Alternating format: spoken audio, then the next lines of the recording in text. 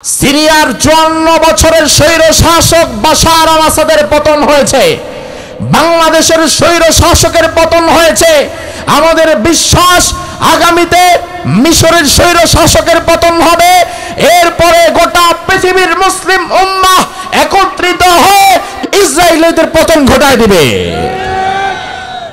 রাস্তার মনে মনে তার বাবার মূর্তি বানিয়েছিল, রাস্তার মনে মনে গোটা সিরিয়া মূর্তি দিয়ে সয়লাভ হয়ে গিয়েছিল। আমরা আজ দেখতে পেলাম সিরিয়ার সাধারণ জনতা প্রত্যেকটা মূর্তিকে ভেঙে চুরমাচুর করে মূর্তির গায়ে পেশাব করে দিচ্ছে, ওর বাবার মূর্তির গায়ে পেশাব করে দিচ্ছে। যে মূর্তি দিয়ে গোটা দেশ সয়লাভ করেছিল, তার মানে হচ্ছে তুমি জোর কইরা ক্ষমতায় থাকাকালীন জোর করে খাওয়াতে পারবা, ক্ষমতা থেকে নেমে দেখো জোর করে খাওয়ালে যেমন উগরে বমি হয়ে যায়, যা জোর করে খাওয়াবা সবটা বমি করে আবার ফেলে দিবে মানুষ, কিচ্ছু রাখবে না। সিরিয়ার চিত্র এবং বাংলাদেশের চিত্র ভিন্ন না। বাংলাদেশেও আমরা দেখলাম স্বৈরাচার পালাবার পরে তার বাবার মূর্তিগুলো আলেম ওলামারা না, সাধারণ জনতা সবার আগে ভেঙে ফেলেছে। বিখামসাতি আলাফিম মিনাল মালাইকাতি মুসাউইমিন। ও নবী, আপনি চিন্তিত হবেন না, 313 জন সাহাবী নিয়ে বদরের ময়দানে আপনি এসেছেন তো কি হয়েছে? আপনার কাছে বাহিনীর অভাব থাকতে পারে, কিন্তু আমি আল্লাহর ভান্ডারে রিজার্ভ ফোর্সের কোনো অভাব নাই। সুবহানাল্লাহ কয় না? আল্লাহর বাহিনী আছে না নাই? কারা? মাশাআল্লাহ, কারা? কোরআনে আল্লাহ নিজে বলেছেন ওয়ালিল্লাহি জুনুদুস সামাওয়াতি ওয়াল আরদ। আকাশে জমিনে আমি আল্লাহর অনেক বাহিনী ছড়িয়ে ছিটিয়ে আছে। আল্লাহ রাব্বুল আলামিন বলে, নবী আমি আল্লাহ তাআলা 5000 সশস্ত্র ফেরেশতা আজকে আপনার কাছে পাঠিয়ে দিলাম। কয় হাজার? কাফের আছে 1000, আল্লাহ মুসলমান 313 জনের সঙ্গে আরো পাঠিয়ে দিল 5000। এবার আমার ভাইরা জিহাদের ময়দান, যুদ্ধ শুরু হয়ে গেল। একজন সাহাবীর ঘটনা এসেছে হাদিসের মধ্যে, ওই সাহাবীর নাম উক্কাশা রাদিয়াল্লাহু আনহু। উক্কাশা রাদিয়াল্লাহু আনহু জং ধরা, মরিচিকা ধরা ভাঙা একটা তলোয়ার নিয়ে জিহাদের ময়দানে নেমেছিলেন। যুদ্ধ করতে করতে এক পর্যায়ে উক্কাশার তলোয়ারটা ভেঙে 2 টুকরা হয়ে গেছে। এখন ভাঙা তলোয়ার দিয়ে তো আর যুদ্ধ করা যায় না। উক্কাশা রাদিয়াল্লাহু আনহু দৌড় দিয়ে রাসূলুল্লাহর কাছে চলে এলেন, এসে বললেন, ইয়া রাসূলুল্লাহ আতিনি সাইফান জাদীদান, আমার একটা নতুন তলোয়ার লাগবে, দেন। রাসূল বলেন, নতুন তলোয়ার এখন পাবো কই? এখন কি মদিনার বাজার থেকে আবার তলোয়ার কিনে আনতে পারবো নাকি? তলোয়ার তো নাই। উক্কাশা রাদিয়াল্লাহু আনহু চিন্তা করলেন, তলোয়ার যদি না থাকে আমি যুদ্ধ করবোটা কি দিয়া? কারণ ভাঙা তলোয়ার দিয়ে তো আর যুদ্ধ হবে না। উক্কাশা রাদিয়াল্লাহু আনহু চিন্তায় পড়ে গেলেন, কি দিয়ে যুদ্ধ করব? আল্লাহর হাবিব বললেন, উক্কাশা তুমি একটু দাঁড়াও, আমি দেখি অন্য কিছুর ব্যবস্থা করা যায় কিনা। রাসূল একটু বাইরে গেলেন, দেখি কি করা যায় বা কি আনা যায়। কিছু সময়ের মধ্যে দ্রুত, যুদ্ধ চলতেছে তো বেশি সময় থাকা যাবে না, দ্রুত রাসূল আবার ফিরে এলেন। হাতের কাছে কিছুই পায় নাই, পেয়েছিল একটা খেজুর গাছের ডালা। কিসের ডালা? কোন গাছের? খেজুর গাছের ডালা। আচ্ছা, আপনি কি মনে করেন খেজুর গাছের ডালা দিয়ে যদি কাউকে আঘাত করা হয় ওই বেটা মরে যাবে? কথা কয় না, মরবে? মরবে না। অন্তত কাটা গাছের ডালা হইলে তো হইতো, 2-4টে কাটা বিনতো, ব্যথা পাইতো। তো খেজুর গাছের ডালা। আল্লাহর হাবিব এনে বললেন, উক্কাশা খুদ হাদা, এটা নাও। উক্কাশা কয়, এটা আবার কি? কয় খেজুর গাছের ডালা। উক্কাশা বলে, ইয়া রাসূলুল্লাহ এটা দিয়ে আমি করবোটা কি? আল্লাহর হাবিব বলে, উক্কাশা খেজুর গাছের ডালাটা নাও, খেজুর গাছের ডালা নিয়ে তুমি ময়দানে ঝাঁপায় পড়ো। তবে খেজুর গাছের ডালা নিয়ে তুমি যখন ময়দানে যাবা তখন তোমার জবানের মধ্যে থাকবে আল্লাহু আকবার। কি থাকবে? মন্ত্র শিক্ষা দেয়া হয়েছে। আল্লাহু আকবারের চাইতে শক্তিশালী দুনিয়াতে আর কোনো কিছুই। উক্কাশা রাদিয়াল্লাহু আনহু চলে গেলেন খেজুর গাছের ডালা নিয়ে। তুমুল সংঘর্ষ বেঁধে গিয়েছে। সামনের দিক থেকে এক কাফের ঘোড়া ছুটিয়ে উক্কাশাকে লক্ষ্য করে আসছে মানার জন্য। উক্কাশা চিন্তা করে আছে সাথে ঘোড়া, এরপরে সামনে ঢাল, এরপরে এক হাতে তলোয়ার, আর আমি নিচে দাঁড়ায় আছি ছোট্ট একটা মানুষ, হাতের মধ্যে খেজুর গাছের ডালা, আর কিচ্ছু নাই। কেমনে কি করুম? উক্কাশা রাদিয়াল্লাহু আনহু ওই কাফের কাছাকাছি যখন চলে এসেছে, এবার উক্কাশা রাদিয়াল্লাহু আনহু চোখ বন্ধ করে একটা কথা বললেন, একজনের নাম নিলেন। জোরে কোন তার নাম কি? চোখ বন্ধ করে আল্লাহু আকবার বলে সামনের দিকে যখন একটা আঘাত করলেন, চোখ এখনো খোলে না। আঘাতটা করার কিছু সময় পরে উক্কাশা ভয় ভয় চোখ খুলতেছে। চোখটা খোলার পরে উক্কাশা দেখতে পেলেন ওই খেজুর গাছের ডালার বাড়ি খেয়ে কাফের ওর ঘোড়া সুদ্ধা দুই ভাগ হয়ে জমিনের মধ্যে পড়ে গেছে। তিনি অবাক হয়ে গেলেন, কি ব্যাপার, আমার খেজুর গাছের ডালায় ঘোড়া আর ওই মানুষটা দুই ভাগ হইল কেমনে, কিভাবে হলো? অবাক করা বিষয়। দৌড়ায় আবার রাসূলুল্লাহর কাছে চলে গেছে, গিয়ে বলে, ইয়া রাসূলুল্লাহ, খেজুর গাছের ডালা দিয়ে কোপ মারলাম, কাফের তো মরছে, ওর খেজুর গাছের ডালার সুদ্ধা ওর ঘোড়াটাও মরে গেছে। আমি কিভাবে এটা করলাম আমি নিজেও জানি না। আল্লাহর হাবিব বলে, উক্কাশা, তুমি আসলে তাদেরকে মানো নাই, তুমি শুধু হত্যার জন্য হাত তুলেছিলা, বাকি হত্যার কাজটা আল্লাহ নিজেই সম্পাদন করে দিয়েছে। আমার মুসলমান ভাইরা জবাব দেন, বদরের ময়দানে যেই আল্লাহ ৩১৩ জন মুসলমানকে সহায়তা করেছিলেন, ওই আল্লাহ এখনো আছে না নাই? সাহায্য করার ক্ষমতা তার আছে না নাই? তাহলে এখন দরকার কি? হ্যাঁ, দরকার কামান, ট্যাঙ্ক, বিমান। এটা নয়, বরং কামান, ট্যাঙ্ক, বিমানের চাইতেও বেশি দরকার মুসলমানদের ইমান। ঠিক কিনা? মুসলমানদের ইমানের কাছে দুনিয়ার কোনো শক্তি টিকতে পারবে? মুতার প্রান্তর, ইসলামের একটা জিহাদের নাম মুতার যুদ্ধ। মুতার যুদ্ধের দিকে তাকাও, পৃথিবীবাসী অবাক হয়ে যায়। দুনিয়ার মানুষ, ইতিহাসবিদেরা এখনো যে যুদ্ধের হিসাব মিলাতে পারে না। তাদের কথা হচ্ছে এটা কোনো যুদ্ধই হতে পারে না, এটা নিশ্চয়ই এমন কিছু ঘটছে যেটা দুনিয়ার মানুষের মেধায় ধরেই না। তার কারণ মুতার যুদ্ধে মুসলমানদের সংখ্যাটা আগে শোনেন। মুতার যুদ্ধে মুসলমানের সংখ্যা ছিল ৩,০০০। জোরে কোন, কয় হাজার? বেশি না কম? বেশি না কম? কম। এখন কম না বেশিটা বুঝবেন কিভাবে? আরে বাবা, এটা বোঝার জন্য অপোজিটের বাহিনী কত এটাকে জানা দরকার। অপোজিটের বাহিনী যদি ২,০০০ হয় তাহলে তো বেশি, যদি ৩-৩,৫০০ হয় তাহলেও চলে। মুতার যুদ্ধে মুসলমানদের সংখ্যা ৩,০০০, আর খ্রিস্টান কাফের মুশরিকদের সংখ্যা ২ লক্ষ।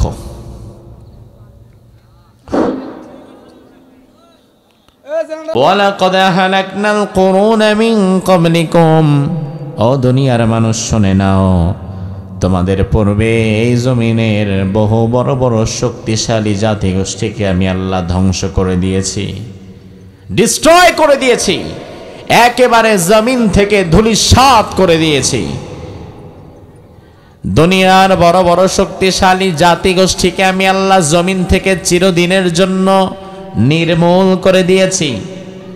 আমার ভাইরা জবাব দেন, পুরা দুনিয়ার সকল মানুষকে একসাথে ধ্বংস করতে আল্লাহর সময় লাগবে নাকি? কষ্ট হবে নাকি? না, আমার আল্লাহ এত ক্ষমতাবান, আমার আল্লাহর করতেও সময় লাগে না, ভাঙতেও সময় লাগে না। যদি আপনার প্রশ্ন হয়, আল্লাহ দুনিয়ার বড় বড় জাতিগোষ্ঠীকে কেন আপনি ধ্বংস করেছেন, কি ছিল তাদের অপরাধ? আমার আল্লাহ আমাদেরকে জানিয়ে দিচ্ছেন, বান্দা, লাম্মা যালামু, তাদের অপরাধ ছিল তারা একের প্রতি অপরে জুলুম করছিল। তাদের ধনীরা গরিবদের উপর, তাদের সবলেরা দুর্বলদের উপর, তাদের ক্ষমতাহীনেরা ক্ষমতাহারাদের উপরে জুলুম করছিল। দুনিয়ার কোনো জাতি যখন একের প্রতি অপরে জুলুমের কার্যক্রম চালিয়ে যায়, তখন আমি আল্লাহ তাআলা তাদেরকে সমুদ্রে জমিন থেকে ধ্বংস করে দেই। আমার ভাইরা, কোরআনে কারিমের এই আয়াতকে সামনে রেখে আজকে আমরা কিছু কথা বলবো। আল্লাহ রাব্বুল আলামিন বললেন, দুনিয়ার বহু বড় বড় জাতি গোষ্ঠীকে আমি আল্লাহ ধ্বংস করে দিয়েছি।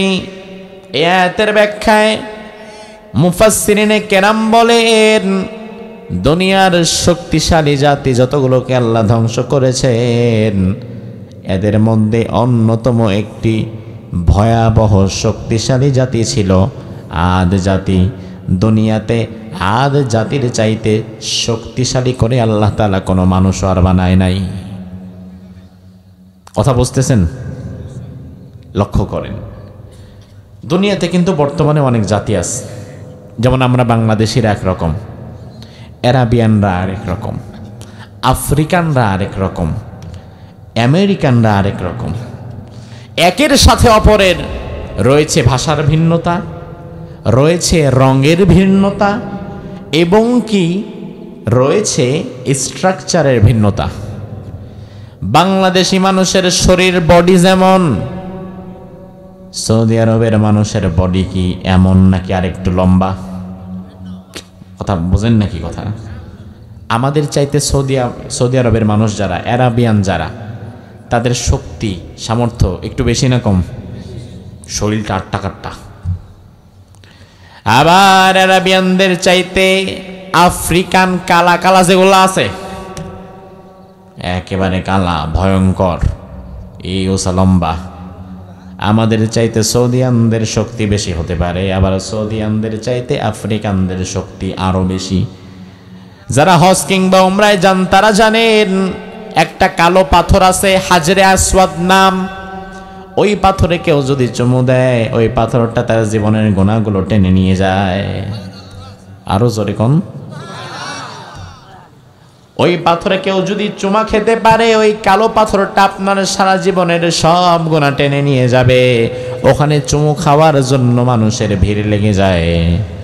তবে আমাদের মতো ছোটখাটো মানুষ যারা, তারা সহজে চুমু খাইতে পারে না। আফ্রিকানদের এক ধাক্কায় আপনার আমার মতো 5টা 7টা ছিটকা পড়ে যায়। এই উঁচা লম্বা, আপনি এভাবে তাকাইতে হবে। বর্তমান দুনিয়াতে আফ্রিকানরা হাইটে ফিটে সব দিক দিয়ে আমাদের চাইতে ডবল হয়।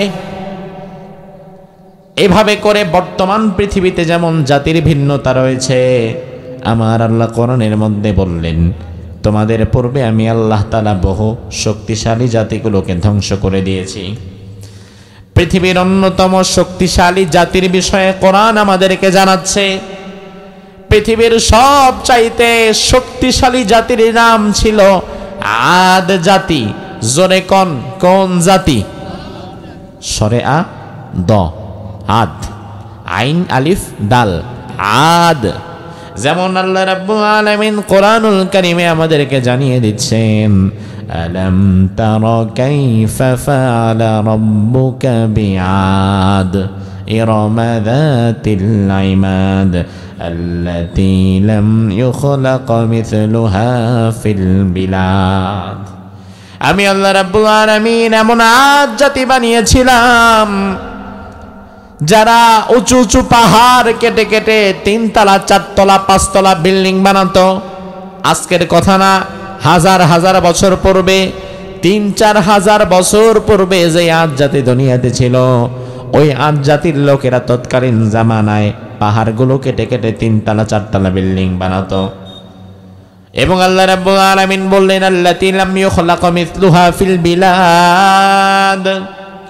জমিনে আমি আল্লাহ বহু জাতি বানিয়েছি, অ্যারাবিয়ান, আফ্রিকান, বাঙালি, সুদানি, কাশ্মীরি বহু জাতি দুনিয়াতে আছে। তবে আদ জাতির মতো করে শক্তিশালী আর কাউরে বানাই নাই দুনিয়াতে। আমার ভাইরা, তাফসীরের মধ্যে এসেছে আদ জাতির লোকদের এক একজনের গড় উচ্চতা ছিল 60 হাত লম্বা। কয় হাত? সুবহানাল্লাহ বলবেন না? আপনি কয় হাত? কয় হাত? এজন্য সুবহানাল্লাহ হয় না। তার কারণ আমি 3.5 হাত, আর একবার 60 হাত, সুবহানাল্লাহ করলে মানায়। অন্তত আমি যদি 40 হাত হইতাম তাও তো না হইতো। আমরা 3.5 হাত, 3.5 হাত বডি নিয়ে তোমার অহংকারের শেষ নাই, 3.5 হাতের শরীর নিয়ে তোমার জুলুমের শেষ নাই। তুমি বড়াই করছো 3.5 হাত বডি নিয়ে। তুমি আদ জাতির লোকদের দেখো 60 হাত লম্বা আল্লাহ তাআলা জমিনের সাথে মিশায় ফেলছে। তুমি কি, আমি কি? এই আদ জাতির লোকদেরকে আল্লাহ তাআলা দুনিয়ার সব নিয়ামতে তাদেরকে প্রাচুর্য দান করেছিলেন, কিন্তু কোরআন আমাদেরকে জানিয়ে দিয়েছে এই আদ জাতির লোকদেরকে 3টা অপরাধের কারণেই আল্লাহ তাআলা ধ্বংস করে দিয়েছেন। যে 3টা অপরাধ তারা করেছিল, ওই 3টা অপরাধের কারণেই আল্লাহ তাদেরকে ধ্বংস করে দিয়েছেন। কয়টা অপরাধ? কয়টা? তাইলে আজকের আলোচনার মূল বিষয়বস্তু হচ্ছে এই 3টা অপরাধ কি, এটা জানা দরকার। এবং জানা দরকার এই 3টা অপরাধ এজন্য জানা দরকার কারণ দেখা দরকার এই 3টা অপরাধ ঘুরে ফিরে আবার আমাদের মধ্যে ঢুকে গেল কিনা। যদি ঢুকে যায় এই মুহূর্তেও তওবা করে ফিরে আসার সুযোগ আছে না নাই? নয়তো আদ জাতির অবস্থা হয়েছিল যেমন, আপনার অবস্থাও হতে পারে তেমন। এজন্য আমার ভাইয়েরা, আজকে কোরআন কারীম থেকে আমরা আদ জাতির ধ্বংসের এই 3টি অপরাধের কারণ জেনে নেব, যে 3টি অপরাধের কারণে আল্লাহ তাদের ধ্বংস করেছেন। শুনবেন তো ইনশাআল্লাহ? আদ জাতির লোকদের 1 নাম্বার অপরাধ কোরআন আমাদেরকে যেটা জানিয়ে দিয়েছে, আদ জাতির লোকদের 1 নাম্বার অপরাধ ছিল, আদ জাতির লোকেরা তারা একের প্রতি অপরে জুলুমে লিপ্ত হয়ে গিয়েছিল। একের প্রতি অপরে জুলুম করত। আমার ভাইরা, জুলুমটা কিন্তু অত্যন্ত ভয়াবহ একটা বিষয়। জুলুম আল্লাহ সহ্য করে না, জালিমকে আল্লাহ ছাড় দেয় না। দুনিয়াতে যারা জুলুম করে, জালিম হয়, তাদেরকে আমার আল্লাহ ছাড় দেয় না, তবে তাদেরকে আল্লাহ সাময়িকভাবে একটু সময় দেয়, একেবারে ছেড়ে দেয় না। সাময়িক সময়ের জন্য তাদেরকে ঢিল দেয়। এখন ঢিল দেওয়াটাকে তারা মনে করে ছেড়ে দেয়। রাসূলুল্লাহ জালিমের বিষয়টা বোঝাতে গিয়ে বললেন, ইন্নাল্লাহা লা ইউমলি লিয-যালিম হাত্তা ইযা আখাযাহু লাম ইউফলিতহু। আল্লাহ রাব্বুল আলামিন জালিমকে ঢিল দেয়, ঢিল দেয়, ঢিল দেয়, ছাড় দেয়, ছাড় দেয়, ছাড় দেয়, কিন্তু ছেড়ে দেয় না। যেমন আপনাদের এলাকায় বিকেলের দমকা হওয়ার মাঝে যখন সুন্দর বাতাস বইতে থাকে, তখন আসরের পরে অনেক ছোট ছোট বাচ্চারা নাটাই নিয়ে, ঘুড়ি নিয়ে মাঠের মধ্যে চলে যায়, ঘুড়ি ওড়ায়। ঘুড়ি ওড়ানোর ঐতিহ্য এখনো কি আপনাদের এলাকায় আসেনি? বাচ্চারা ওড়ায়, ওড়ায়, ঘুড়ি ওড়ায় বাচ্চা। ঘুড়ি থাকে উপরে, সাথে একটা সুতা থাকে, আর ঘুড়িটাকে কন্ট্রোল করার জন্য হাতে যেটা থাকে এটাকে কি কোন? লাটাই না নাটাই? কোনটা? লাটাই। ও ভাই আমার, এবার আস্তে আস্তে সুতাটাকে ঢিল দেওয়া শুরু করে, ঘড়িটা একটু একটু আগে বাড়ায়। বাতাস যেভাবে আসে ঘড়ির সুতাটাও তেমন ভাবে ছেড়ে দেওয়া হয়। কিছু দূর যাওয়ার পরে দেখা যায় প্রচন্ড বাতাসের ধাক্কায় ঘড়ি অনেক উপরে উঠে গেছে। বাচ্চাটা কিন্তু নিচেই আছে, যে ঘড়ি ওড়াচ্ছে সে নিচেই বসে আছে, ঘড়ি উঠে গেছে অনেক উপরে। এবার ঘুড়ি সুবিশাল আকাশের মধ্যে চলে যায়, একবার ডানে যায়, একবার বামে যায়। ঘড়ি মনে করে আমার নিচে নামানোর মতো কেউ নাই, আমি আর নিচে নামবো না, পুরো আকাশ আমার, পুরো জমিন আমার, যা খুশি তাই করব। কিন্তু সন্ধ্যাবেলায় যখন আবার মুয়াজ্জিন মাগরিবের আজান দিয়ে দেয়, ওই বাচ্চাটা আস্তে আস্তে করে আবার নাটাইয়ের মধ্যে সুতাটা পেঁচানো শুরু করে। সুতা যখন পেঁচানো শুরু করে, ওই আকাশে উড়ন্ত দুরন্ত ঘড়িটাকেও কিন্তু আবার মাটির মধ্যে পড়ে যাওয়া লাগে, ঠিক কিনা? এখন তুমি দুনিয়ার ক্ষমতা পেয়ে জালিম হয়েছো কেন? তুমি তো এই ঘুড়ির মতো হয়ে গেছো, যেই ঘুড়ি আকাশে বাতাসের ঠেলায় ধাক্কায় যাওয়ার পরে মনে করে আমারে ধরার কেউ নাই, আমারে নামানোর মতো কেউ নাই, আমি যা খুশি তাই করব, যারে খুশি তারে ধরবো, যারে খুশি তারে মারবো। তুমি ভুলে যেও না তুমি সেই ঘুড়ির মতো। আমার আল্লাহ তাআলা যখন সময় শেষ হয়ে যাওয়ার পরে তোমার সুতা ধরে টান দিবে, ক্ষমতার মসনদ ছেড়ে তোমারেও পালায়া যাওয়া লাগবে। তুমি তো সেই ঘড়ির মতো, তোমার সুতাটা আল্লাহ তাআলা নিজের হাতে রেখেছেন।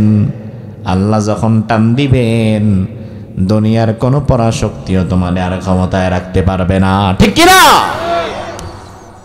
দুনিয়ার জালিম স্বৈরাচারেরা শিক্ষা নেয় না, বরং আমরা দেখি এক জালিম বিদায় হয়, নতুন ভাবে আবার আরেক জালিম প্রস্তুতি নেওয়া শুরু করে। কিন্তু দরকার ছিল শিক্ষা নেওয়ার। শিক্ষা যদি না নেয়, পূর্বের জালিমদের চাইতে পরবর্তী জালিম যারা হতে চাইবে তাদের শাস্তি আরো ভয়াবহ হবে। শিক্ষা নাও, পৃথিবীর ইতিহাস থেকে শিক্ষা নাও। দুনিয়ার ইতিহাস কোন জালিমকে ক্ষমা করে না। ক্ষমা করে? জোরে কোন ক্ষমা করে? তার প্রমাণ তো বেশি দূর যাওয়া দরকার নাই। 16 বছরের জালিমকে বিদায় করে দিয়েছেন কে? এই দিকের মানুষ কথাই বলতেছে না। জোরে কোন কে? গতকাল আরেক জালিমের বিদায় হয়েছে। জানেন? জানেন না? কোন দেশের জালিম বলেন তো? মাশাআল্লাহ, জয়পুরহাটের মানুষ খুব সচেতন। সিরিয়ার ভয়াবহ জালিম স্বৈরশাসক বাশার আল আসাদ সুদীর্ঘ 54 বছর সিরিয়াকে জ্বালিয়ে পুড়িয়ে তছনছ করে দিয়েছে। 9 লক্ষ সিরিয়ানকে জবাই করেছে, হত্যা করেছে। চিন্তা করা যায়? 50,000 সিরিয়ানকে দেশ থেকে বের করে দিয়েছে, বাস্তুহারা করেছে। 54 বছর এক পরিবারের হাতে ছিল গোটা সিরিয়া জিম্মি। বাশার আল আসাদ, সে ছিল 24 বছর, তার পূর্বে তার বাপ ছিল। বাপ বেটা মিলে গোটা সিরিয়াকে তছনছ করে দিয়েছে। সিরিয়ার হাজার হাজার শিশুর মা বাবার কোনো খোঁজ খবর নাই। এত ভয়াবহ অবস্থা তারা করে রেখেছিল। অবশেষে হঠাৎ করে সিরিয়ার সেই স্বৈর শাসকের পতন হয়ে গেছে। তো সিরিয়ার স্বৈর শাসকের পতন হওয়াতে বাংলাদেশে আমরা যারা আছি, আমরা খুশি না বেজার? কি তার কারণ আমরাও তো ছিলাম মাজলুম। এই জন্য মাজলুমের কষ্ট আরেক মাজলুম ভালো বোঝে, ঠিক কিনা? মাজলুমের কষ্ট হিসাবে আরেক মাজলুমের পাশে আমরা দাঁড়াতে চাই। আলহামদুলিল্লাহ, সিরিয়ার 54 বছরের স্বৈর শাসক বাশার আল আসাদের পতন হয়েছে, বাংলাদেশের স্বৈর শাসকের পতন হয়েছে। আমাদের বিশ্বাস আগামীতে মিশরের স্বৈর শাসকের পতন হবে। এরপরে গোটা পৃথিবীর মুসলিম উম্মাহ একত্রিত হয়ে প্যালেস্টাইনের স্বৈর শাসক ইসরায়েলিদের পতন ঘটায় দিবে। দুনিয়ার ইতিহাস যেদিকে যাচ্ছে রাসূলের হাদিসের সাথে মিলে যাচ্ছে। কারণ রাসূল হাদিসে আগেই বলেছেন, কিয়ামতের পূর্বে গোটা দুনিয়াতে মুসলিম উম্মাহ আবার তারা ক্ষমতায় আসবে, কর্তৃত্বে তারাই আসবে। মুসলিম উম্মাহ শক্ত অবস্থানে আসার আগ পর্যন্ত কিয়ামত হবে না। আমরা দেখতে পাচ্ছি ধীরে ধীরে মুসলিম কমিউনিটি শক্তিশালী হচ্ছে। কথা কি ঠিক না ব্যাঠিক? কথা কি ঠিক না ব্যাঠিক? 2024 সাল যেন স্বৈরাচারদের পতনের সাল। 2024 সালে বাংলাদেশের স্বৈর শাসকের পতন হয়েছে। 2024 সালে সিরিয়ার বাশার আল আসাদের স্বৈর শাসনের পতন হয়েছে। তার মানে আলহামদুলিল্লাহ আমরা ধরে নিতে পারি আগামীর পৃথিবীতে মাজলুমরা টিকে থাকবে। আগামীর পৃথিবী হবে মাজলুমদের পৃথিবী, আগামীর পৃথিবী হবে ইমানদারদের পৃথিবী, ঠিক কিনা? দুনিয়াবাসীকে শুনিয়ে দাও, আগামীর পৃথিবীতে মাজলুমদের জয় জয়কার হবে, আগামীর পৃথিবীতে ইমানদারদের জয় জয়কার হবে, যদি ইমানদাররা ইস্তেকামাতের সাথে টিকে থাকতে পারে। পারবেন তো ইনশাআল্লাহ? সংখ্যায় কম হন কোনো সমস্যা নাই, কিন্তু সংখ্যায় কম হলে সমস্যা নাই, কিন্তু ইমানে কম হওয়া যাবে না, ইমানে ছাড় দেওয়া যাবে না। আল্লাহ তাআলা সংখ্যাকে ম্যাটার করে না, সংখ্যা আল্লাহ তাআলার কাছে ডাজন্ট ম্যাটার, কিন্তু আল্লাহ তাআলার কাছে ম্যাটার হচ্ছে ঈমান। এজন্য আমার ভাইরা, আমরা পূর্বেও দেখেছি ইসলামের যতগুলো জিহাদ হয়েছে সব জিহাদের মধ্যে সাহাবায়ে কেরামের চাইতে কাফেরদের, মুশরিকদের, খ্রিস্টানদের, ইহুদিদের সংখ্যা ছিল বেশি। সংখ্যাধিক্যে মুসলমানেরা ছিল কম, কাফেররা ছিল বেশি, কিন্তু সুনিশ্চিতভাবে বিজয়টা আল্লাহ তাআলা মুমিনদেরকে দান করেছেন। আপনি বদরের ময়দানের দিকে তাকান, মুসলমান মাত্র 313 জন, কাফের হচ্ছে 1000। কাফের কত? আরো জোরে, মুসলমান। তাইলে 313 জন কোথায় আর 1000 কোথায়? সংখ্যাটা কি মিলে? এর উপরে মুসলমানদের 313 জনের সাথে ঘোড়া মাত্র 2টা, উট মাত্র 1টা। অধিকাংশ সাহাবীদের কাছে উন্নত মানের ভালো ধারালো তলোয়ারও নাই। আর 1000 কাফের যারা জিহাদের ময়দানে এসেছিল তাদের হাতে প্রত্যেকের সাথে উট কিংবা ঘোড়া 2টার একটা আছেই, সাথে আছে তীর, ধনুক, ঢাল, বর্ষা, ধারালো খঞ্চর এবং তলোয়ার। 1000 অস্ত্রে শস্ত্রে সজ্জিত একটা ইউনিট। অন্যদিকে 313 জন খাওয়া না খাওয়া বেলালের মতো অসহায় গরিব মানুষগুলো দাঁড়িয়ে আছে। আমার ভাইরা, যুদ্ধ কিন্তু সবাই পারদর্শী হয় না যুদ্ধে। তৎকালীন যুগে যুদ্ধ করত শুধু তারা যারা ভালো পরিবার থেকে উঠে এসেছে। গরিব মানুষ, কৃষক, চাষা সারাদিন কাজ করে খায়, গোলাম, ওই গোলামেরা কোনোদিন যুদ্ধ করত না। গোলামদের কাজ ছিল শুধু মালিকদের সেবা করা, আর মালিকরা নিজেরা যুদ্ধবিদ্যায় পারদর্শী হতো, গোলামদেরকে যুদ্ধ শেখানো হতো না।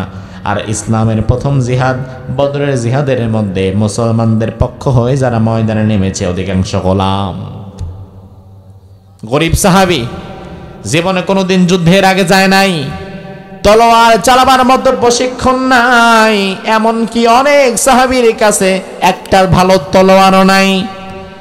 313 জন সাহাবী নিয়ে রাসূলুল্লাহ জিহাদের ময়দানে নেমে গিয়েছেন। বদরের প্রান্তর জিহাদের ময়দানে নামার পরে রাসূলুল্লাহ ওই পাশে দেখলেন 1000 কাফের দাঁড়িয়ে আছে। আল্লাহর হাবিব সাল্লাল্লাহু আলাইহি ওয়াসাল্লাম তিনি এবার যুদ্ধ শুরু করার পূর্বে 2 রাকাত নামাজ আদায় করলেন। এরপরে আল্লাহর দরবারে তিনি হাত দুটো তুলে দিলেন, কারণ আমাদের শক্তি আসার মূল জায়গা ওপরে। শক্তি আসার মূল জায়গা কোন দিকে? জোরে। শক্তিটা আসবে কার থেকে? কথা কয় না। তাহলে ভরসা কি আল্লাহর উপরে না অন্য কারো উপরে? তো মুসলমানদের কপাল পড়ছে তো সেই দিন, যেই দিন মুসলমানেরা আল্লাহরে বাদ দিয়া পার্শ্ববর্তী দাদা বাবুদের উপরে ভরসা করা শুরু করেছে। মুসলমান আল্লাহর প্রতি এখন আর তার ভরসা নাই, বরং মুসলমান এখন মনে করে আমার ক্ষমতায় নিবে ভারত। মুসলমানের মধ্যে একটা অংশ যারা রাজনীতি করে তারা মনে করে আমরা ক্ষমতায় যাব আমেরিকার সাপোর্টে, একটা অংশ মনে করে আমরা ক্ষমতায় যাব ভারতের সাপোর্টে, কেউ মনে করে আমরা ক্ষমতায় যাব চীন কিংবা রাশিয়ার সাপোর্টে। কিন্তু আমার ভাইরা জবাব দেন, ক্ষমতায় নেওয়ার মালিক কে? আবার ক্ষমতা থেকে টেনে হিচড়ে নামানোর মালিকও কে?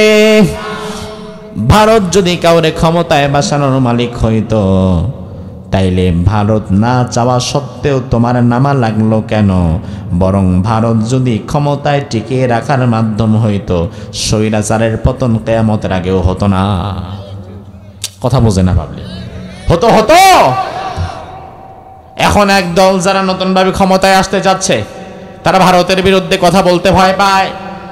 ভারতীয় গণমাধ্যম সারাটা দিন আমাদের বিরুদ্ধে একটার পর একটা নিউজ করছে, সারাটা দিন বাংলাদেশের বিরুদ্ধে মিথ্যা নিউজ ছড়াচ্ছে। গত জুমার দিন জুমার নামাজ আমি পড়াতে যাচ্ছি, এমন সময় গাড়িতে বসলাম একটু খবর যাচাই করার জন্য, লেটেস্ট কি খবর বের হলো। আমি দেখলাম ভারতীয় গণমাধ্যমগুলো জুমার দিন জুমা পড়াবার 1 ঘন্টা আগে 10:30টার দিকে নিউজ করেছে বাংলাদেশে এখন শাখা সিঁদুর উপরে কোনো হিন্দু বের হতে পারছে না, যারা বের হচ্ছে মুসলমানেরা তাদেরকে কচুকাটা করে মেরে ফেলতেছে। আমি আপনাদের কাছে জানতে চাই ভাই, আমি আক্কেলপুরের অবস্থা জানি না, আক্কেলপুরে আমাদের হিন্দু ভাইয়েরা আছে না নাই? জোরে কোন আছে না নাই? 5ই আগস্টের পর আজকে ডিসেম্বর মাসের 8 তারিখ, এই দিনের মধ্যে আপনারা কয়জন হিন্দুকে মেরেছেন? কয়টা মন্দির ভেঙেছেন? বরঞ্চ 5ই আগস্টের পরে একটু সময় খারাপ হওয়াতে ঢাকা সহ বিভিন্ন জায়গায় আমরা মুসলমানেরা উল্টা মন্দির পাহারা দিছিলাম। আপনাদের এখানে এরকম হয়েছে? মন্দির আমরা পাহারা দিয়েছি, আমরা মন্দির ভাঙি না। আর সেই ভারতীয় মিডিয়াগুলা প্রতিদিন প্রতিনিয়ত বাংলাদেশকে নিয়ে বিশ্বের কাছে মিথ্যে সংবাদ প্রচার করছে। আমরা নাকি হিন্দুদের ঘরবাড়ি জ্বালিয়ে দিচ্ছি, আমরা নাকি মন্দির ভাঙছি, আমরা নাকি হিন্দুদের জবাই করে দিচ্ছি। এই কথাগুলো কি সত্য না মিথ্যা? আপনারা বলেন, এই কথাগুলো কি সত্য না মিথ্যা? আমরা মন্দির ভাঙি না, আমরা মূর্তি ভাঙি না। তার কারণ হচ্ছে হিন্দুরা তাদের মূর্তি পূজার জন্য তাদের মন্দিরে একটার জায়গায় 10টা মূর্তিও যদি বানায়, তাতে আমাদের কোন আপত্তি আছে? তুমি যা খুশি তোমার মন্দিরে তুমি তাই করতে পারো, তোমার ধর্ম তোমার কাছে, আমার ধর্ম আমার কাছে, তোমার কাছে আমি আঘাত করব না। তোমার মন্দিরে একটার জায়গায় 10টা মূর্তি থাকতে পারে, আমার কোনো আপত্তি নাই।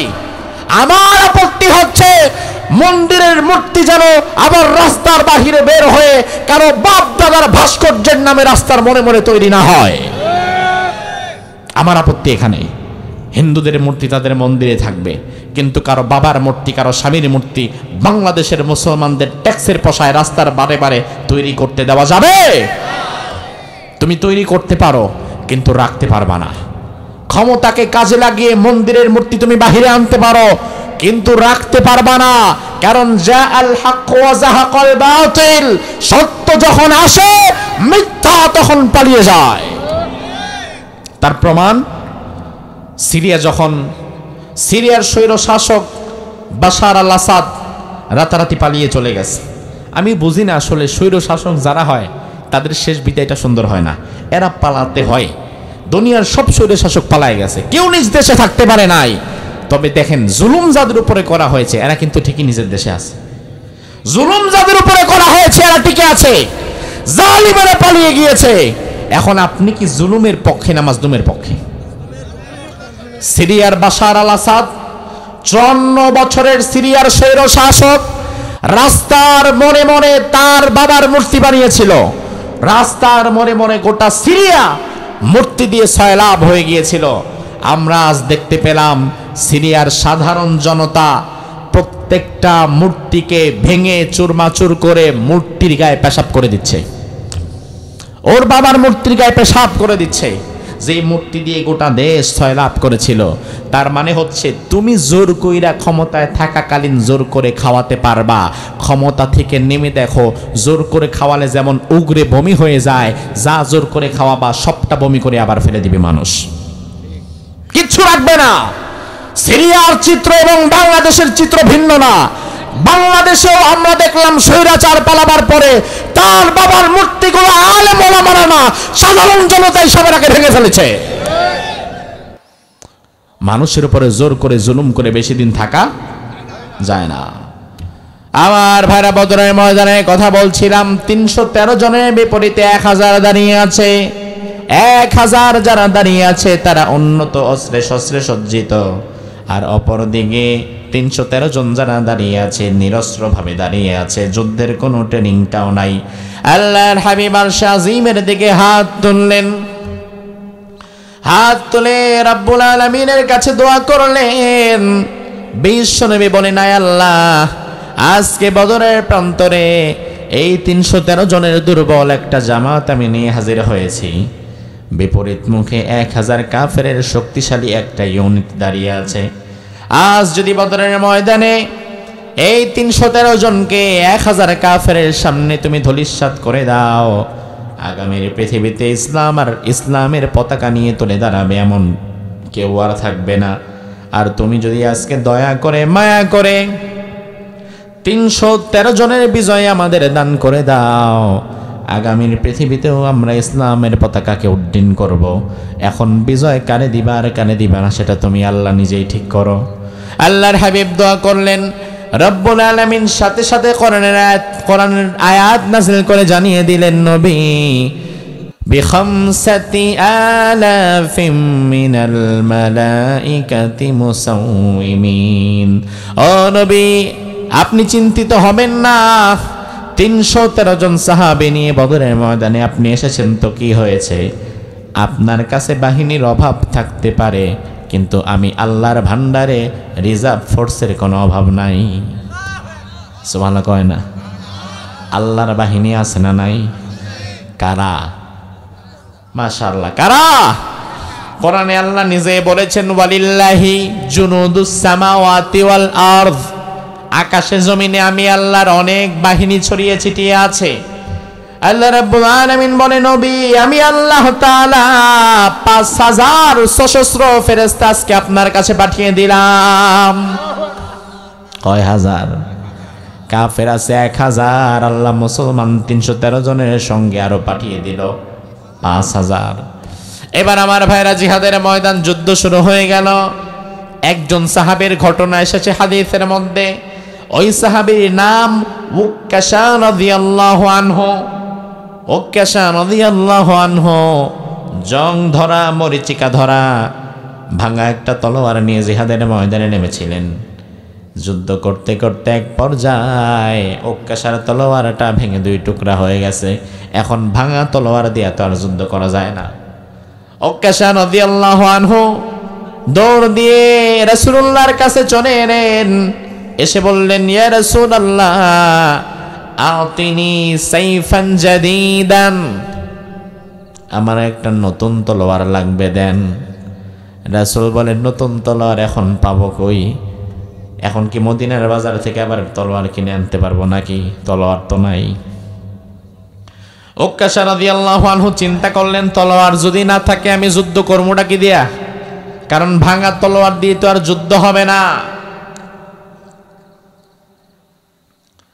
উক্কাশা রাদিয়াল্লাহু আনহু চিন্তায় পড়ে গেলেন, কি দিয়ে যুদ্ধ করব? আল্লাহর হাবিব বললেন, উক্কাশা তুমি একটু দাঁড়াও, আমি দেখি অন্য কিছুর ব্যবস্থা করা যায় কিনা। রাসূল একটু বাইরে গেলেন, দেখি কি করা যায় বা কি আনা যায়। কিছু সময়ের মধ্যে দ্রুত, যুদ্ধ চলতেছে তো বেশি সময় থাকা যাবে না, দ্রুত রাসূল আবার ফিরে এলেন। হাতের কাছে কিছুই পায় নাই, পেয়েছিল একটা খেজুর গাছের ডালা। কিসের ডালা? কোন গাছের? খেজুর গাছের ডালা। আচ্ছা, আপনি কি মনে করেন খেজুর গাছের ডালা দিয়ে যদি কাউকে আঘাত করা হয় ওই বেটা মরে যাবে? কথা কয় না, মরবে? মরবে না।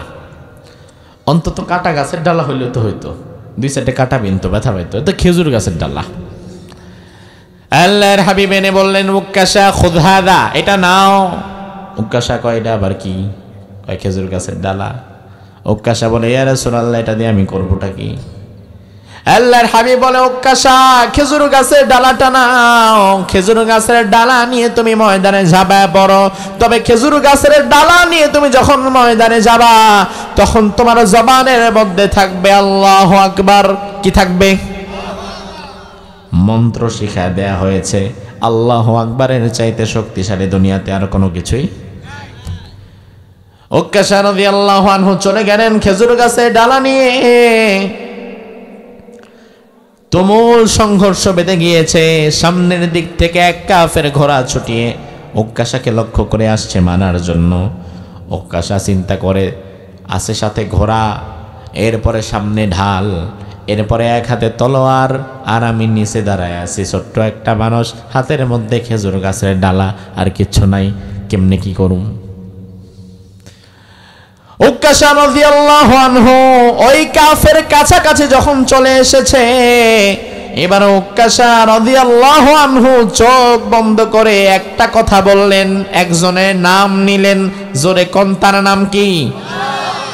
চোখ বন্ধ করে আল্লাহু আকবার বলে সামনের দিকে যখন একটা আঘাত করলেন, চোখ এখনো খোলে না।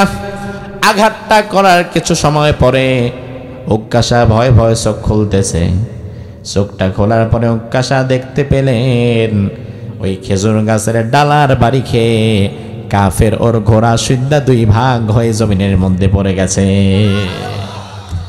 তিনি অবাক হয়ে গেলেন, কি ব্যাপার, আমার খেজুর গাছের ডালায় ঘোড়া আর ওই মানুষটা দুই ভাগ হইল কেমনে, কিভাবে হলো? অবাক করা বিষয়। দৌড়ায় আবার রাসূলুল্লাহর কাছে চলে গেছে, গিয়ে বলে, ইয়া রাসূলুল্লাহ, খেজুর গাছের ডালা দিয়ে কোপ মারলাম, কাফের তো মরছে, ওর খেজুর গাছের ডালার সুদ্ধা ওর ঘোড়াটাও মরে গেছে। আমি কিভাবে এটা করলাম আমি নিজেও জানি না। আল্লাহর হাবিব বলে, উকাশা, তুমি আসলে তাদেরকে মারো নাই, তুমি শুধু হত্যার জন্য হাত তুলেছিলা, বাকি হত্যার কাজটা আল্লাহ নিজেই সম্পাদন করে দিয়েছে। আমার মুসলমান ভাইরা জবাব দেন, বদরের ময়দানে যেই আল্লাহ ৩১৩ জন মুসলমানকে সহায়তা করেছিলেন, ওই আল্লাহ এখনো আছে না নাই? সাহায্য করার ক্ষমতা তার আছে না নাই? তাহলে এখন দরকার কি? হ্যাঁ, দরকার কামান, ট্যাঙ্ক, বিমান। এটা নয়, বরং কামান, ট্যাঙ্ক, বিমানের চাইতেও বেশি দরকার মুসলমানদের ইমান। ঠিক কিনা? মুসলমানদের ইমানের কাছে দুনিয়ার কোন শক্তি টিকতে পারবে? মুতার প্রান্তর, ইসলামের একটা জিহাদের নাম মুতার যুদ্ধ। মুতার যুদ্ধের দিকে তাকাও, পৃথিবীবাসী অবাক হয়ে যায়। দুনিয়ার মানুষ, ইতিহাসবিদেরা এখনো যে যুদ্ধের হিসাব মিলাতে পারে না। তাদের কথা হচ্ছে এটা কোনো যুদ্ধই হতে পারে না, এটা নিশ্চয়ই এমন কিছু ঘটছে যেটা দুনিয়ার মানুষের মেধায় ধরেই না। তার কারণ মুতার যুদ্ধে মুসলমানদের সংখ্যাটা আগে শোনেন। মুতার যুদ্ধে মুসলমানের সংখ্যা ছিল ৩,০০০। জোরে কোন, কয় হাজার? বেশি না কম?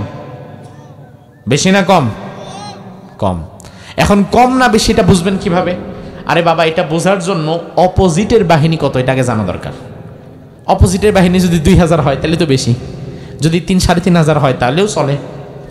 মুতার যুদ্ধে মুসলমানদের সংখ্যা ৩,০০০, আর খ্রিস্টান কাফের মুশরিকদের সংখ্যা ২ লক্ষ।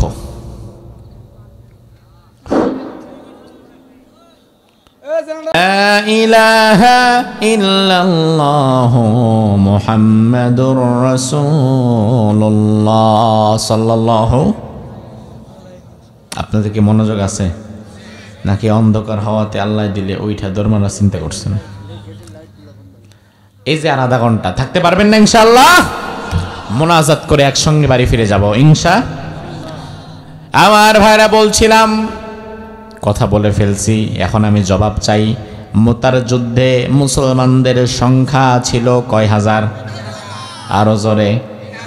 আর কাফেরদের সংখ্যা ২ লক্ষর বিপরীতে ৩,০০০ মুসলমান। এটা তো দুনিয়ার কোনো হিসাবে ধরেই না, কারণ ২ লাখ মানুষ যদি থুথু নিক্ষেপ করে ৩,০০০ তোষ টাকায় পড়ব।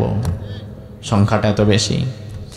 ওই মুতার প্রান্তরে একজন সাহাবী ছিলেন, যুবক তরুণ সাহাবী, তার নাম ছিল খালিদ বিন ওয়ালিদ। কি নাম? খালিদ বিন ওয়ালিদ। মুতার প্রান্তরে খালিদ বিন ওয়ালিদ যুদ্ধ করতে গিয়ে তার ৯টা তলোয়ার ভেঙে গেছে। ৯টা তলোয়ার একজনের হাতে ভেঙে যাওয়া, কয়টা কল্লা কাটলে পলে একটা তলোয়ার ভাঙা। আমার ভাইয়ের ইতিহাসবিদরা বলে ওই মুতার প্রান্তরে মুসলমানদের মধ্য থেকে শহীদ হয়েছিল মাত্র ১৬ জন, আর ২ লক্ষ খ্রিস্টানদের মধ্য থেকে মৃত্যুবরণ করেছিল ৩০,০০০। তাইলে ৩০,০০০ মানুষরে মুসলমান ১৬ জন মেরে ফেলাইছে। আপনি মনে করতে পারেন কি ভয়াবহ যুদ্ধ হয়েছে। ইতিহাস বলে তার খালিদ বিন ওয়ালিদ সেই দিন এত জোরে তার তলোয়ারটা চারপাশে শুধু ঘোরাচ্ছিল, আপনার ঘরের ফ্যান যতটা স্পিডে ঘুরে খালিদ বিন ওয়ালিদের তলোয়ার তার চাইতে বেশি জোরে ঘুরতেছিল। এবং খালিদ বিন ওয়ালিদ সে ইহুদি খ্রিস্টানদের মধ্যে যখন তলোয়ার নিয়ে ঘোরাতে ঘোরাতে ঢুকে যেত, মিনিটের মধ্যে কয়েক হাজার কাটা মাথা পড়ে যেত। আপনি তো আজকে যুদ্ধের মুভি দেখেন, তাদের বানানো ভিএফএক্স এর বাজে মুভি দেখে মনে করেন বাবারে বাবা কত শক্তিশালী এরা, এগুলা মিথ্যা, ফেক। কিন্তু আপনার পূর্বসূরীরা তারা এতটা বীরত্ব নিয়ে জিহাদ করেছে শুধুমাত্র একজনের শক্তিতে, তিনি কে? ওই আল্লাহ তাআলা আজও আপনারা সহায়তা করবে যদি আপনি আপনার ঈমানটা মজবুত করে নিতে পারেন, ঠিক না বা ঠিক? আমার ভাইরা জবাব দেন। পৃথিবীর সবচাইতে শক্তিশালী জাতির ইতিহাস আপনাদের জানাচ্ছিলাম আমি। সবচাইতে শক্তিশালী পৃথিবীতে ছিল কোন জাতি? মাশাআল্লাহ, এত কথা বলার পরেও যারা মনে রেখেছেন বুঝতে হবে মনোযোগ খুব বেশি আছে। আজ জাতির লোকদের তিনটা অপরাধ, যে তিনটা অপরাধের কারণে তাদেরকে ধ্বংস করা হয়েছিল। এক নাম্বার অপরাধ ছিল আজ জাতির লোকগুলো জুলুমের মধ্যে লিপ্ত হয়ে গিয়েছিল। এই জুলুমের ধরনটা এমন ছিল, রাসূল হাদিসের মধ্যে বললেন, একবার মদিনার মধ্যে একজন নারী, বানু মাখজুমিয়াহ গোত্রের একজন নারী, কোরাইশ বংশের বানু মাখজুমিয়া গোত্রের সম্ভ্রান্ত একজন নারী চুরি করে ধরা খেল। চুরি করছে, চুরি করার পরে আবার ধরা খাইছে। এখন ইসলামের বিধান হচ্ছে কেউ যদি চুরি করে, চুরি করার পরে চোরের শাস্তি হিসাবে তার কি করতে হবে জানেন তো? কি কাটা? চুল কাটা, কান কাটা, হাত কেটে দিতে হবে। হাত কেটে দিতে হবে। এই নিয়ম যদি আমার 56,000 বর্গ মাইলের বাংলাদেশে বিগত 16 বছর করা হতো, তাইলে অধিকাংশ এমপি মন্ত্রীগুলার হাত সাথে থাকতো না। এই জন্য তারা এই নিয়ম বাংলাদেশে হোক এটা চায় না বলেও, কারণ তারা জানে আজকে সংসদে বৈশা যেই হাত দিয়া এই নিয়মের মধ্যে কলম ঘোরায় আইন পাশ করব, 2 দিন পরে এই হাতটাই আর সাথে থাকবে না। নির্বাচন করতে গিয়া যখন হাত নাড়ায় বলতে যাব ভাইরা আমার হাতই তো নাই, কইতেব ভাইরা আমার। এখন মানুষ যখন দেখবো কি নেতার হাত কই, এবেটা চোর, এবেটা ভোট দিয়ে যাব না, ঠিক কিনা? ইসলামের নিয়ম হচ্ছে কেউ যদি চুরি করে তার হাত কেটে দিতে হবে। বানু মাখজুমিয়া গোত্রের একজন নারী চুরি করে ধরা পড়ল। সম্ভ্রান্ত পরিবার, উচ্চ বংশের নারী, বিরাট উচ্চ বংশ। এবার সাহাবায়ে কেরাম মদিনার প্রথম দিকে চিন্তায় পড়ে গেলেন। সাহাবায়ে কেরাম চিন্তা করলেন, এখন যদি এই নারীর হাত কেটে দেই তাহলে মদিনার মধ্যে বিশৃঙ্খলা হয়ে যাবে, সামাল দেওয়া যাবে না, কি করা যায়? সাহাবায়ে কেরাম চিন্তা করলেন রাসূলুল্লাহকে একটু অনুরোধ করা দরকার যেন এই নারীর পুরা হাত না কেটে একটুখানি কেটে দেয়, কবজি পর্যন্ত না কেটে যেন হাতের একটা কর কেটে দেয়, কিংবা কিছু টাকা জরিমানা নিয়ে ছেড়ে দেওয়া হয়। রাসূলুল্লাহর কাছে একটু সুপারিশ করা যায় কিনা, এত উচ্চ বংশের নারী, তার জন্য দেখি একটু সুপারিশ করতে পারি কিনা। কিন্তু রাসূলুল্লাহর কাছে সুপারিশ করবে এমন সাহস অন্য কোনো সাহাবীর নাই। সব সাহাবী মিলে চিন্তা করলেন, একজন বাচ্চা আছে, তার নাম হচ্ছে ওসামা। কি নাম? ওসামা বিন লাদেন না আবার? ওসামা, ওসামা ইবনে যায়েদ, যায়েদের ছেলে ওসামা। যায়েদ ছিল রাসূলুল্লাহর পালক পুত্র, এই জন্য ওসামাকে রাসূল বড় বেশি ভালোবাসতেন। হাসান হোসেনের পরেই যেই শিশুকে রাসূল সবচেয়ে বেশি ভালোবাসতেন সেটাই ওসামা। ওসামার লকব ছিল হিব্বু রাসূলিল্লাহ, রাসূলের ভালোবাসার পাত্র। ওসামা ছোট মানুষ, 3-4 বছর বয়স, 4-5 বছর বয়স, টুকটাক কথা বলতে পারে। বড় বড় সাহাবায়ে কেরাম ওসামাকে ডেকে বললেন, বাবা তোমারে মজা খাওয়াবো, চকলেট দিব, মিষ্টি খাওয়াবো, ফিন্নি খাওয়াবো, পায়েস খাওয়াবো। ওসামা কয়, খাওয়াইবেন তো বুঝলাম, কিন্তু করতে হবে এটা কি? এবার সাহাবায়ে কেরাম বলেন, তুমি রাসূলুল্লাহর কাছে যখন যাবা, রাসূল তোমারে কোলে বসে যখন আদর করবে, তুমি তখন রাসূলকে বলবা যে এই সম্ভ্রান্ত নারী আজকে চুরি করে ধরা পড়েছে, তার যদি হাত কেটে দেওয়া হয় মদিনায় বিশৃঙ্খলা হয়ে যাবে, এই জন্য হাতটা আপাতত না কেটে যেন শাস্তিটা একটু কমিয়ে দেওয়া যায়, এতটুকু বলবা। পারবা না? ছোট মানুষ, হ্যাঁ পারবো দেন। ওসামারে খাওয়ায় দাওয়ায় পাঠায় দিছে রাসূলের কাছে, নিজেরা যাইতে পারে নাই ভয়। এবার ওসামা ছোট মানুষ রাসূলুল্লাহর কাছে গিয়েছে। রাসূলের কাছে যাওয়ার পরে রাসূল ওসামাকে দেখলেন, কপালে একটা চুমু দিলেন, ছোট্ট বাচ্চা। ওসামা এবার রাসূলকে বলে, ইয়া রাসূলুল্লাহ, আজকে যে নারী ধরা পড়েছে ওই নারীর হাত যদি কেটে দেন তাহলে মদিনায় কিন্তু বিশৃঙ্খলা হয়ে যাবে, এটা ঠিক হবে না। বরং ওই নারীর হাত না কেটে হাতের একটুখানি কেটে দেন, কিংবা শাস্তিটা একটু কমায় দেন। বয়স 5 বছর কিন্তু কথা কয় 50 বছরের বেড়ার মতো। রাসূলুল্লাহ তো বুঝে ফেললেন এই বাচ্চার ওজনের চাইতে দেখি তার কথার ওজন বেশি, তার মানে কথা আসলে বাচ্চার না। আমার ভাই, অনেক সময় দেখবেন আপনার স্ত্রী আপনার কাছে কোনো একটা আবদার করতে চায় কিন্তু সরাসরি আপনারে কইতে পারে না, তখন ওই যে 5, 6, 7 বছরের বাচ্চা যেটা আছে ওইটারে শেখায় দেয়, যা তোর বাপেরে গিয়া কয়েকটা ইলিশ মাছ আনতে, যা তোর বাপেরে গিয়া গরুর গোশত আনতে। খাইতে মন চাইছে তার, কিন্তু পোলারে দিয়া বলায়, আছে না নাই? রাসূলুল্লাহ বুঝে ফেললেন এই কথা তো এই বাচ্চার বলার কথা নয়। আল্লাহর হাবিব হাদিসের মধ্যে এসেছে সুম্মা কামা ফাখতাবা, রাসূলুল্লাহ দাঁড়িয়ে গেলেন, খুতবা দিলেন। আল্লাহর হাবিব সাহাবীদেরকে ডাক দিয়ে বললেন, সাহাবীরা, ইন্নামা আহলাকাল্লাযিনা আন্নাহুম কানু ইযা সারাকা ফীহিমুশ শরীফু তারাকুহু ওয়া ইযা সারাকা ফীহিমুদ যায়ফু আকামু আলাইহিল হাদ। ও সাহাবীরা, আতাশফাউ ফি হাদ্দিন মিন হুদুদিল্লাহি তাআলা, আল্লাহ যেই বিষয়ে আমাকে নিয়ম কানুন বলে দিয়েছেন, হাত কাটার বিধান, এটা আমি নবী নিজে বানাই নাই। চোর ধরা পড়লে যে চোরের হাত কেটে দিতে হবে, বিধানটা বলে দিয়েছেন কে? তাইলে আল্লাহর বিধানের মধ্যে হাত দেওয়ার মতো কথা তোমরা আমার কাছে কিভাবে অনুরোধ করতে পারো? ও সাহাবীরা, তোমাদের সাহস হলো কিভাবে? এই বাচ্চারা দিয়ে আমার কাছে এই অনুরোধ করানোর সাহস তোমাদের হলো কিভাবে?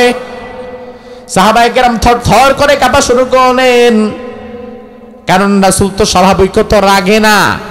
যারা ঠান্ডা মানুষ সহজে রাগে না, কিন্তু তারা যদি রাগে তাইলে রাগী মানুষের চাইতেও বেশি রেগে যায়।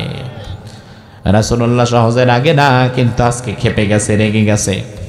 আল্লাহর হাবিবের পরে বললেন, সাহাবীরা শুনে নাও, তোমাদের পূর্বে জমিনের অনেক জাতিকে আল্লাহ ধ্বংস করে দিয়েছেন এই অপরাধের কারণে।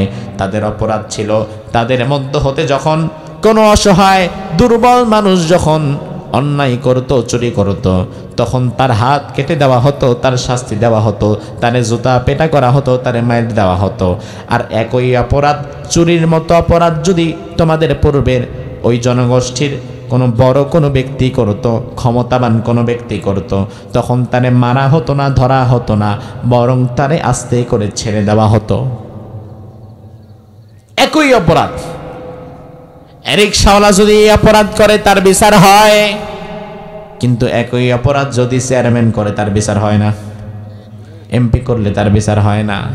রাসূল বললেন, এটাই হচ্ছে সমাজের বৈষম্য। এই বৈষম্য যেই জাতি করবে ওই জাতির উপরে আল্লাহর গজব নাজিল হয়। 52 বছর 53 বছরের বাংলাদেশ, এই বাংলাদেশে আমরা এই বৈষম্যটা দেখতে দেখতেই দিন পার করছি। আপনি মসজিদের দিকে তাকান, জুমার নামাজের পরে আপনাদের গ্রামের মসজিদে একটা জুতা চোর যদি ধরা পড়ে, জুতা চুরি করতে আইসা যদি ধরা পড়ে, তাইলে পাবলিকের মায়ের কি মিস আছে? সব মানুষ সেদিন ওই জুতা চোরের মসজিদের মধ্যে ফালায় পিটাইবেন, বেটা জুতা চুরি করলি কেন? অথচ জুতা চুরি করছে 150 টাকার, মাইর দিয়েছেন আপনি 5000 টাকার। আছে না নাই? তুমি 150 টাকার জুতা চোরলে ধরলে 5000 টাকার মাইর দিয়া দাও, অথচ যে লোকটা ক্ষমতায় গিয়ে 500 কোটি 1000 কোটি টাকা চুরি করে বিদেশে পাঠায় দেয়, তারে তো ধরো না, মারো না, জুতার মালা দাও না, বরং তারে ফুলের মালা দিয়ে আরো বড় নেতা বানায় দাও। এটা বৈষম্য। তুমি যদি মসজিদের জুতা চোরে মারতে পারো, তাইলে গম চোর, চাল চোর ওই বাড়ারও মারো। তুমি যদি জুতা চোররে মারতে পারো, তাইলে তোমার দেশের 1000 কোটি টাকা বিদেশে পাচার যে করেছে তারেও মারা দরকার, ঠিক কিনা? আর যদি না পারো, তাইলে জুতা চোররেও মারবা না, কারণ শক্তের ভক্ত নরমের জম। তুমি তার চাইতে বড় চোররে ছাইরা দাও, দেখলে সেলুট দাও, তানে মারো কেন? তুমিও তো জালিম। কারণ তুমি যদি জালিম না হইতা, 2 জনেই মারতা, এক জায়গায় হান দিতা না। আমার ভাইরা, এই জন্য রাসূলুল্লাহ বললেন, আজ জাতির ধ্বংসের 1 নাম্বার কারণ হচ্ছে জুলুম। জোরে কোন 1 নাম্বার কারণ কি? এই জুলুমকে আল্লাহ তাআলা বড় বেশি অপছন্দ করেন। রব্বুল আলামিন কোরআনুল কারীমের মধ্যে আমাদেরকে বারবার জুলুমের বিষয়ে সতর্ক করেছেন। আদ জাতির লোকদের 2 নাম্বার অপরাধ, যে অপরাধের কারণে আল্লাহ তাদের ধ্বংস করেছিলেন, ওই অপরাধের নাম হচ্ছে শিরিক। কি শিরিক? মানে হচ্ছে অংশীদার স্থাপন করা। কোরআনুল কারীমের মধ্যে আল্লাহ বললেন, ওয়া ইলা আদিন আখাহুম হুদা ক্বালা ইয়া কওমি ইবুদুল্লাহা মা লাকুম মিন ইলাহিন গায়রুহু। আদ জাতির লোকদের ব্যাপারে আল্লাহ বললেন, আদ জাতির লোকদের কাছে হুদ আলাইহিস সালামকে নবী বানিয়ে আল্লাহ পাঠিয়েছিলেন। হুদ আলাইহিস সালাম আদ জাতির লোকদেরকে বলতো, ও আমার জাতি, ও বুদুল্লাহ, এক আল্লাহর গোলামি করবা, মা লাকুম মিন ইলাহিন গায়রু, আল্লাহ ছাড়া তোমাদের কোনো ইলাহ নাই, রব নাই, প্রভু নাই। আমাদের একমাত্র গোলামি করতে হবে কার? আরো জোরে। অন্য কোন দেশের কারো গোলামি করা যাবে? আদ জাতির লোকদের 2 নাম্বার অপরাধ ছিল শিরিক। 1 নাম্বার জুলুম, 2 নাম্বার শিরিক। তাহলে আরেকবার পড়াটা আমি আপনাদের থেকে শুনতে চাই। আদ জাতির লোকদের মোট অপরাধ কয়টা? 1 নাম্বার কি? 2 নাম্বার কি? 3 নাম্বার হচ্ছে অহংকার। 3 নাম্বার কি? আল্লাহ রাব্বুল আলামিন কোরআনের মধ্যে বললেন, ফাআম্মা আদুন ফাস্তাকবারু ফিল আরদি বিগাইরিল হাক্কি ওয়া ক্বালু মান আশাদ্দু মিন্না কুওয়া। আদ জাতির লোকেরা জমিনে ক্ষমতা পেয়ে এত অহংকার তারা করেছিল। অহংকার করতে করতে এক পর্যায়ে তারা বলেছিল, মান আশাদ্দু মিন্না কুওয়া, আমাদের চাইতে শক্তিশালী আর কে আছে? এই কথা পর্যন্ত বলে ফেলেছিল। শক্তিশালী কে আমরা? শক্তিশালী কে? বিগত দিনে এক ব্যক্তি কিন্তু বলেই ফেলেছিল, করোনার মুহূর্তে মানুষ যখন মারা যাচ্ছিল দিদারসে, এক ব্যাককল বলে ফেলেছিল, আমরা করোনার চাইতেও শক্তিশালী। কিও বাবা, এখনো মনে আসেনি আপনাদের? এত আগের কথা বললাম, এ মানুষ তো ভুলে না দেখি। হ্যাঁ, এবং নিজের দল নিয়ে বলছিলাম আমরা করোনার চাইতেও শক্তিশালী। ওই শক্তিশালী আজকে কই? মান আশাদ্দু মিন্না কুওয়া, আমাদের চাইতে বড় শক্তিশালী কে আছে? আর করোনার চাইতেও আমরা শক্তিশালী, কথা কিন্তু কাছাকাছি, ঠিক না? এই অহংকার যারা করে, ক্ষমতার অহংকার যারা করে, আমার আল্লাহ লাঞ্ছিত করে তাদেরকে জমিন থেকে বিদায় করে দেয়। আপনাকে আমি বলি, একদম ঠান্ডা মাথায় কথাটা আজকে বুঝবেন আমাদের, কারণ আমাদের সমাজেও এই অহংকার বিষয়ে 2-4টা কথা না বললেই না। কারণ এই সমাজেও এক সময় পায়ে দেওয়ার মতো স্যান্ডেল ছিল না, গরিব মানুষ ছিল, বাবা মাটি কাটতো, নিজেও হয়তো প্রথম জীবনে কষ্ট করেছে, কষ্ট করে কোনো একটা ব্যবসা বাণিজ্য করে এখন হয়তো কোটি টাকার মালিক হয়ে গেছে। কোটি টাকার মালিক হয়ে যাওয়ার পরে এখন অহংকারের ঠেলায় পার মাটিতে পড়ে না, মানুষরে আর মানুষ মনে করে না। এমন অহংকারী মানুষ আমাদের দেশে আছে না নাই? এক সময় কিছুই ছিল না, আজকে অহংকারের ঠেলায় তার পা মাটিতে পড়ে না। এক সময় কিছুই ছিল না, হঠাৎ করে কোনো একটা দলে ঢুকে 2-1টা পদ হয়তো বাগায় নিতে পারছে, এরপরে আল্লাহ দিলে অহংকারের ঠেলায় মানুষের মানুষ বলে মনে করে না। মুরব্বীর সামনে বিড়ি খাইতে খাইতে চলে যায়, মুরব্বীর একটা সালামও দেয় না, বরঞ্চ বিড়ি খাবার ধোঁয়াটা মুরব্বীর মুখের দিকে ছাড়ে। এমন বেয়াদব আছে না নাই? অহংকার এত বাজে জিনিস। আল্লাহর হাবিব হাদিসের মধ্যে বললেন, হাদিসে কুদসিতে আল্লাহ তাআলা নিজে বললেন, আল কিবরিয়াউ রিদাই ওয়াল আযমাতু ইজারি, বড়ত্ব আমার ভূষণ, অহংকার আমার চাদর। দুনিয়ার মানুষ চাদর যেভাবে গায়ে দেয়, অহংকারটাকে আমি আল্লাহ আমার শরীরের সাথে সেভাবে রেখে দিয়েছি। দুনিয়ার কোনো মানুষ যদি অহংকার করে, আমি আল্লাহর চাদর নিয়ে টানাটানি করলে যত বড় গুনাহ হয় তত বড় গুনাহ তার হয়। এজন্য অহংকারী ব্যক্তিকে আমি আল্লাহ কখনো ছাড় দেই না।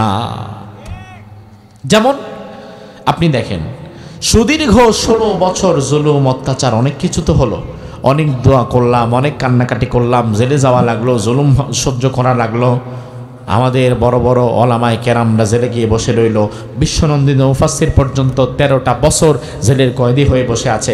এত কষ্ট, এত জুলুম অত্যাচার, কোনোভাবেই যেন তাকে নামানো যাচ্ছিল না। অবশেষে অহংকারের একটা কথা তার পতনের কারণ হয়ে গেছিল। আপনারা কি কথা বুঝেন? আপনারা কি কথা বুঝতেছেন? যেমন ছাত্ররা একটা দাবি করলো যে আমরা কোটা সংস্কার চাই, মেধার ভিত্তিতে কাজ হোক, এটা আমরা চাই। এই দাবিটা কি যৌক্তিক না অযৌক্তিক?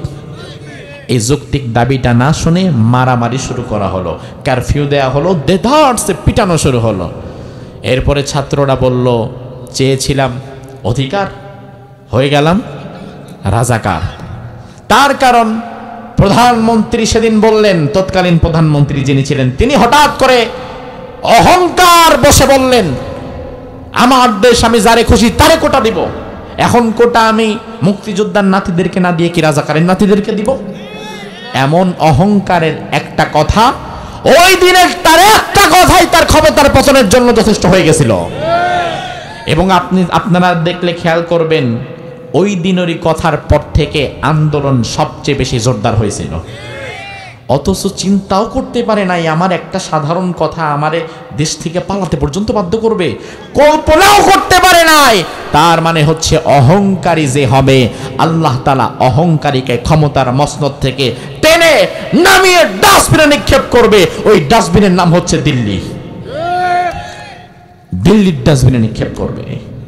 ফেরাউন ক্ষমতায় টিকেছিল ততদিন যতদিন ফেরাউনের ইতিহাস আমি পরে দেখলাম, দিনের বেলায় যা খুশি তাই করতো, আকাম কুকাম করতো, রাত্রিবেলায় আবার আল্লাহর কাছে কাঁদতো, বলতো, আল্লাহ তুমিই তো আসলে রব, আমি তো কিছুই না, তবে আমি তো আখেরাত চাই না, দুনিয়ায় চাই, তুমি আমার দুনিয়াটা দিয়ে দাও। এইভাবে করে যতদিন নিজেকে আল্লাহর দরবারে নত করে রেখেছিল ততদিন ফেরাউনের মসনদ টিকেছিল জালিম হওয়ার পরেও। কিন্তু যেদিন থেকে ফেরাউন আনা রব্বুকুমুল আলা, আমি সবচেয়ে বড় রব বলে অহংকার প্রদর্শন করলো, আল্লাহ কয়, অহংকার করলি, ক্ষমতা দিলাম আমি, আর তুই এখন আমাকে বৃদ্ধাঙ্গুলি দেখাইলি। আমি যেমন ক্ষমতা দিতেও পারি, আবার ক্ষমতা থেকে নামাতেও পারি, পারে কিনা? বাস খেলা শেষ। আমার ভাইয়ের জন্য পৃথিবীর ইতিহাস আমাদেরকে বারবার স্মরণ করিয়ে দেয়, দুনিয়ার কোনো জালিম চিরস্থায়ী নয়, দুনিয়াতে কোনো জালিম চিরস্থায়ী ভাবে থাকতে পারবে না। এজন্য আল্লাহ বললেন, ইন্নাহু লা ইউফলিহুল যালিমুন, নিশ্চয়ই কোনো জালিম কখনো সফল হতে পারবে, কোনো জালিম কোনোদিন সফল হতে পারবে না। তাহলে আমার ভাইরা একটু জবাব দেন, যে আয়াতকে সামনে রেখে আমরা কথা বলা শুরু করেছিলাম, আজ জাতিকে যে 3টা অপরাধের কারণে আল্লাহ ধ্বংস করেছিলেন, ওই 3টা অপরাধ কোরআন এবং হাদিস থেকে আপনাদের সামনে আমি তুলে ধরলাম। ওই 3টা অপরাধ এখন আমি আপনাদের কাছ থেকে পড়া নিব, যেন আপনারা ভুলে না যান। আজ জাতিকে আল্লাহ তাআলা মোট কয়টা অপরাধের কারণে ধ্বংস করেছিলেন? জোরে। Number 1, 2 number, 3 number. এবার সময় হচ্ছে নিজের দিকে তাকানো, অপরের দিকে না। আরেকজনকে খোঁচা দেওয়ার জন্য ওয়াজ শুনবেন না, বরং ওয়াজ শুনবেন নিজেকে পরিবর্তনের জন্য। ওয়াজ শুনে আর পাশের জনের দিকে তাকায় হাসে, হুজুর এবার তরে ধরছে, দেখ অহংকার করস না। এখন আপনি হয়তো অহংকার করেন না, কিন্তু শিরিক করে বসে আছেন। এই জন্য আরেকজনের দিকে তাকায় খোঁচা দিবেন না, বরং রাসূল বলেন, আল কাইয়িসু মান দানা নাফসাহু আমিলা লিমা বাদাল মাউত ওয়াল আজিজ মান ইত্তাবা হাওয়াহু ওয়া তামান্না আলাল্লাহ। সব চাইতে বুদ্ধিমান ওই ব্যক্তি, যেই ব্যক্তি নিজের আমলনামাগুলো নিয়ে চিন্তা করে আর পরকালমুখী কাজ করে। অপরের আমলনামা নিয়ে চিন্তা করার আমার দরকার নাই, কারণ আমার কবরে হিসাব আমারে দিতে হবে, তার হিসাব তো তার, ঠিক কিনা? এখন আমাকে দেখতে হবে এই 3টা অপরাধ, জুলুম, শিরিক, অহংকার, এই 3 অপরাধের কোন অপরাধকে আমার ভেতরে আছে কিনা। যদি থেকে যায়, এই মুহূর্তেও তওবা করার সুযোগ আছে না নাই? আল্লাহ তাআলা এই 3টি অপরাধ থেকে আমাদেরকে হেফাজত করুক, বাংলাদেশের উপর আল্লাহ তাআলা তার খাস রহমত নাজিল করুক, বহির্বিশ্বের সকল ষড়যন্ত্র থেকে আমার এই মাতৃভূমি বাংলাদেশকে আল্লাহ হেফাজত করুক, বলি আমিন। হাদা